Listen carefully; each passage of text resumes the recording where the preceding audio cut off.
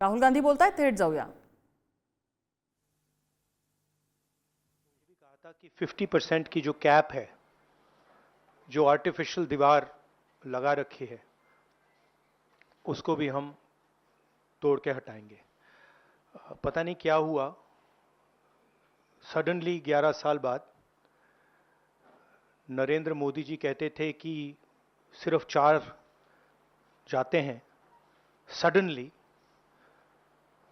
Caste census का announcement किया. हम इसको सपोर्ट करते हैं, पूरी तरह सपोर्ट करते हैं, मगर हम टाइमलाइन चाहते हैं. हम जानना चाहते हैं ये कब तक होगा, और ये एक पहला कदम है. तेलंगाना एक मॉडल बना है कास्ट सेंसस के लिए, और वो ब्लूप्रिंट बन सकती है.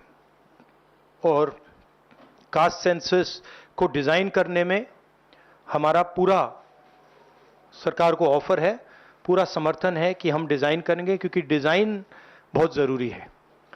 क्योंकि 2 एग्जांपल्स हैं, एक बिहार का डिजाइन है, दूसरा तेलंगाना का डिजाइन है. उसमें जमीन आसमान का फर्क है. और मैं दोहराना चाहता हूं कि कास्ट सेंसस पहला कदम है. हमारा जो विजन है, एक बिल्कुल नया डेवलपमेंट का, विकास का पैराडाइम हम कास्ट सेंसस के माध्यम से लाना चाहते हैं. सिर्फ रिजर्वेशंस नहीं, मगर हम सेंट्रल सवाल पूछ रहे हैं कि चाहे ओबीसीज हों, दलित्स हों, आदिवासी हों, उनकी देश में कितनी भागीदारी है. कास्ट सेंसस से एक प्रकार से पता लगेगा, बट कास्ट सेंसस से आगे जाना है. हमारे इंस्टीट्यूशंस में, संस्थाओं में इनकी कहां कहां पार्टिसिपेशन है, पावर स्ट्रक्चर जो है उधर कितनी पार्टिसिपेशन है, ये नेक्स्ट स्टेप है. और हम चाहते हैं कि इस डायरेक्शन में कास्ट सेंसस जाए. हमने एक और चीज कही थी, कांग्रेस पार्टी ने रेज की थी, मैनिफेस्टो में भी था, article 15(5). Article 15(5) is reservation in private education institutions. ये कानून है, ऑलरेडी कानून है, और हम चाहते हैं एकदम इस कानून को एनडीए की सरकार, बीजेपी की सरकार इंप्लीमेंट करना शुरू करे. सेंसस को डिले किया है और अपोज किया था. हम इसको वेलकम करते हैं, ये हमारा विजन है, इन्होंने अडॉप्ट किया, बहुत अच्छा. मगर हम चाहते हैं कि हमें डेट्स बताई जाएं, किस दिन तक ये सेंसस होगा. बजट में इसका पैसा आना चाहिए, अभी बजट में पैसा नहीं है. और फिर जो डेवलपमेंटल विजन है वो हमारे सामने प्रेजेंट होना चाहिए. तो ये मैं आपसे कहना चाहता था. अंग्रेजी में बोल देता हूं. Caste census we have been fighting now for some time. Government has opposed for some reason. We don't understand what that reason is. They have suddenly decided to do it. We welcome that. We are happy that they have done the caste census. Telangana is a model state for the caste census. There are 2 caste censuses in front of us. One is Telangana, the other is Bihar.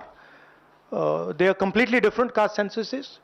The Telangana caste census, the questions have been developed by a process of consultation, not a closed process, open process, by asking the stakeholders what are the type of questions, and it's been a very detailed, very granular exercise. We would like the national census to follow some of the ideas of the Telangana census, and we are more than happy to help the government develop the national census on similar lines. We've had 2 other issues that we have discussed which are also central, which is the 50% cap on reservations. Now this is becoming an impediment. This is becoming an impediment to development, to progress of our country, and to the progress of backward castes, Dalits and Adivasis. And we want this 50% barrier to be eliminated and broken. We have stated that. We have put enough pressure on the government to get the caste census done. We want a date by when it's done. We are going to put pressure on the government to make sure that 50% cap is destroyed. And after that, there is a third thing, which is the Article 15(5), which is reservation in private educational institutions. It is already a law. We want that law to be implemented as soon as possible. So that is broadly the structure. We see the caste census as a new paradigm of development, and we want to go beyond the caste census. We want to understand what is the participation of 90% of our population in the power structure of our country, where are they participating effectively, and where are they not participating, and we want to give them participation and access to power. So we are absolutely convinced in the Congress Party that the caste census is a first step of a completely new development paradigm in the country, and we are going to push this paradigm through one way or the other. It doesn't matter what the BJP thinks. We have shown that we can pressure the BJP into doing the caste census. We are going to show you that we're going to pressure the BJP into doing 15(5) and also removing the 50% cap. I think every Congress member, every Congress worker, every single person who has fought for the caste census, and there are millions of people, activists from the backward communities, Dalits, Adivasis, I'm very proud of what you have done. This would not be possible without the effort, without the hard work that you have done. It has been a sustained campaign that we have run, and I'm very proud of every single person who has helped us in this campaign. Thank you.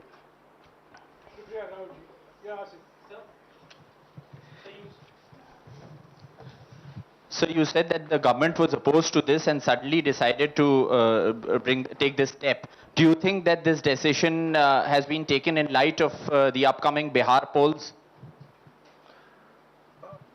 No, I don't think so.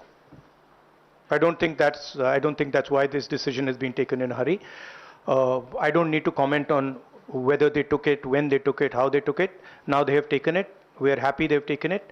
Now this needs to be taken forward. Sir, प्रधानमंत्री बार बार ये कहते थे कि ये 4 जातियां होती हैं सिर्फ देश में.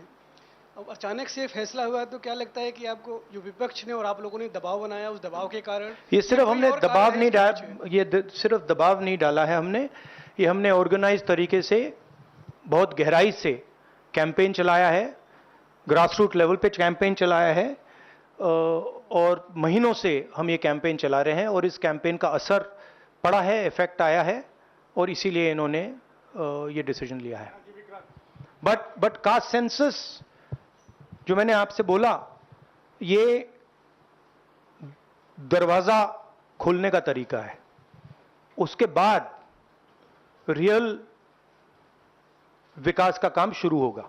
एक बार हमें इंफॉर्मेशन मिलेगी तो फिर हम उस इंफॉर्मेशन के बेसिस पे हम एक्शन ले पाएंगे. मैं आपको 2-3 उदाहरण देता हूं. तेलंगाना के कास्ट सेंसस में से इंफॉर्मेशन किस ग्रैन्युलैरिटी की आ रही है और किस टाइप की इंफॉर्मेशन आ रही है. तेलंगाना में जो कॉर्पोरेट स्ट्रक्चर है, CEOs, management team, senior management, ownership structure, उसमें आपको एक दलित नहीं मिलेगा, एक आदिवासी नहीं मिलेगा, एक पिछड़े वर्ग का व्यक्ति नहीं मिलेगा. मैं कह रहा हूं एक नहीं मिलेगा. मैं ये नहीं कह रहा हूं कि 1% नहीं मिलेगा, है ही नहीं. 90% of India is not represented there. First. Second, gig workers, जिनके लिए हमने तेलंगाना में और अब कर्नाटक में हम कानून बना रहे हैं.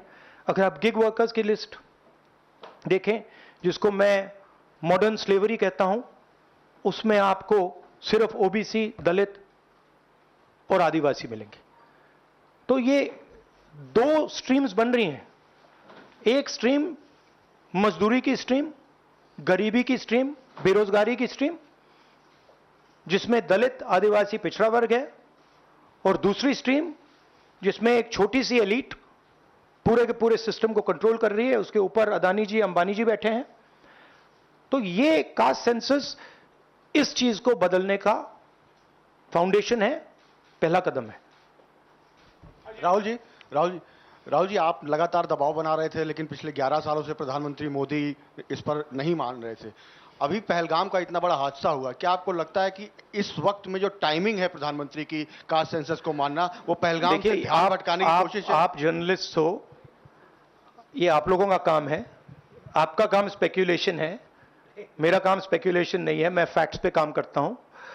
तो आप स्पेक्यूलेट कीजिए, मैं इस पे स्पेक्यूलेट नहीं करूंगा, मेरे को स्पेक्यूलेट करने की जरूरत ही नहीं है। उन्होंने क्यों लिया क्यों नहीं लिया उसमें मुझे कोई इंटरेस्ट नहीं है। लिया और ये बड़ा स्टेप है। मैं सिर्फ ये समझना चाहता हूं कि सेंसस कब होगा और ये किस प्रकार से सेंसस होगा, कौन से सवाल इसमें होंगे, क्योंकि आप कह सकते हो कि हमने सेंसस कर दिया और फिर रेलेवेंट सवाल आपने नहीं पूछे तो फिर उसका कोई मतलब ही नहीं है। तो तेलंगाना में हमने बहुत गहराई से पब्लिक में जाकर कंसल्टेशन करके, लाखों लोगों से कंसल्टेशन करके हमने डिजाइन किया है। तो we want a people's census, we don't not want a bureaucrat census. Sir आप पहले ही कहते थे कि एक्सरे है ये, तो एक्सरे के लिए सरकार राजी हो गई है। किस तरीके से एक्सरे हो? आप बार बार तेलंगाना मॉडल की बात कर रहे हैं, तो क्या तेलंगाना मॉडल अडॉप्ट होना चाहिए? किस तरीके से होना नहीं, चाहिए? देखिए, तेलंगाना मॉडल में 2-3 प्रिंसिपल्स हैं। पहला प्रिंसिपल है कि बंद कमरे में 5-10 ब्यूरोक्रेट्स ने उसको नहीं डिजाइन किया, ठीक है? क्योंकि फ्रैंकली बोलूं तो जिन कम्युनिटीज की हम मदद करने की कोशिश कर रहे हैं उनकी होल्ड ब्यूरोक्रेसी में है ही नहीं। तो हम चाहते हैं मैस सेंसस, ओपन टेक्नोलॉजी का सेंसस, जहां हम स्टेक होल्डर से पूछें आपको एक्चुअली डिजाइन में आपकी क्या राय है, आप डिजाइन के बारे में क्या सोचते हो। यह तेलंगाना का first principle. Second principle Telangana में कि we have set up a expert group who is now going to study all the data and is going to present to the government of Telangana a vision based on caste census. So that is the second step. And third step, as you are already aware, Telangana has demolished that wall of 50%, right? And also the 15(5), article 15(5) जो मैंने mention किया है।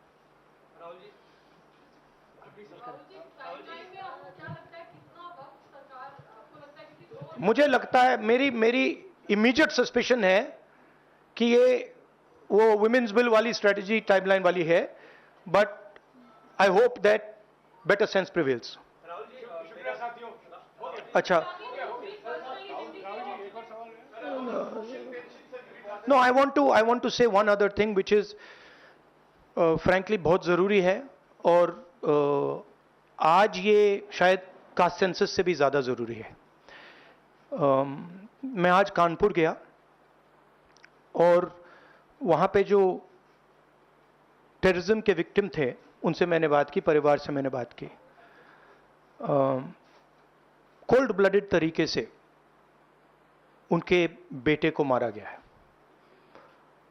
बिना mercy के।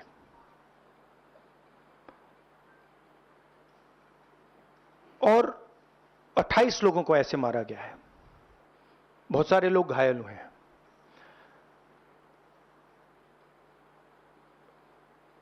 मैं इस पे comment नहीं करना चाहता हूं ये कैसे हुआ। मैं सिर्फ ये कहना चाहता हूं कि जिन लोगों ने ये किया है, जो भी हैं, कहां भी हैं, they have to pay for this, and they have to pay for it properly, not in some half-hearted way, ऐसे आलतू फालतू तरीके से नहीं। they have to pay for it properly, कि इनको याद रहे कि हिंदुस्तान के साथ ये नहीं किया जा सकता है। हमने क्लियरली ऑपोजिशन की और सरकार की मीटिंग में क्लियर हमने लाइन दी है, यूनानिमस लाइन, कि जो हुआ है एक्सेप्टेबल नहीं है। और पूरा का पूरा ऑपोजिशन 100% सपोर्ट सरकार को देगा और दे रहा है। नरेंद्र मोदी को एक्शन लेना है, एकदम एक्शन लेना है, और पूरा का पूरा विपक्ष उनके साथ खड़ा है। जिन लोगों ने यह किया है, दे हैव टू पे द प्राइस फॉर दिस। जो परिवार है, उन्होंने आप लोगों को मेरे थ्रू एक मैसेज दिया है। एक्चुअली प्रधानमंत्री जी को उन्होंने मुझे कहा कि आप प्रधानमंत्री जी को यह बताइए, तो मैं 28 जो हमारे शहीद हैं उनके साइड से प्रधानमंत्री को आपके माध्यम से मैसेज दे रहा हूं। प्रधानमंत्री जी, उन्होंने कहा है कि हमारे जो बच्चे हैं वो शहीद हुए हैं, हम चाहते हैं कि आप उनको